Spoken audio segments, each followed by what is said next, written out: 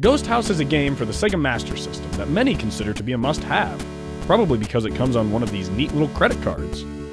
The first strange thing you may notice while playing this game is that pausing it requires you to get off the couch and press the button on the console itself. Spooky. After pressing start, you're thrown immediately into the world of Ghost House. No cutscenes, no explanations, just balls-to-the-wall terror. I mean, look at it. Bats, ghosts, and this Goatsy cosplayer. It's all a bit overwhelming. I might have to take a break from this act.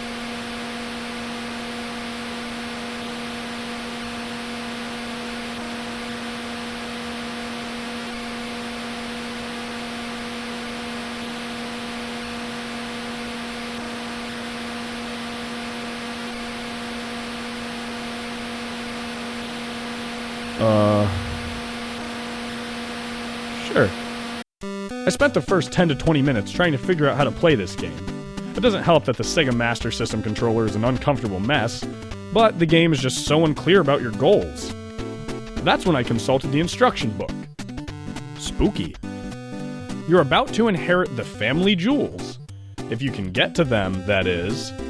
They're hidden somewhere inside Count Dracula's mansion, which wouldn't be such a big deal if Draculas, bats, fire blowers, mummies, and other deadly weirdos weren't hiding there too. Having grown up in a house full of blowers and weirdos, I can relate to the challenge of trying to take crystal from night dwellers.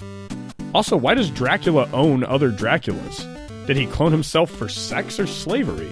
Or has he pushed them down the same dark path my own family laid out for me, and used them for both? I guess it would explain these ghosts. So I have to kill 5 Dracula's curses and get some jewels. But unlike some better games of the time, this is not fun. It is a genuinely confusing mess, and I just hate it. Your life meter is a mess of something, and everything is poorly abbreviated.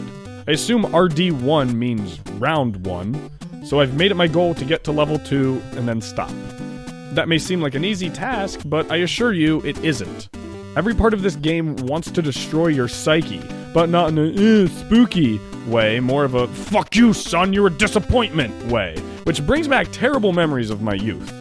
Speaking of youth, Dracula sort of becomes a father figure to you throughout the game, in that he shows up, knocks you around until you either give up or hit him with something, and then he leaves. And just like real-life fathers, the cycle of abuse restarts every time you get a new one. The only charming thing about this game is that it does give you some tools to fight back, but forces you to learn them on your own. Hitting lights will pause time, but only sometimes.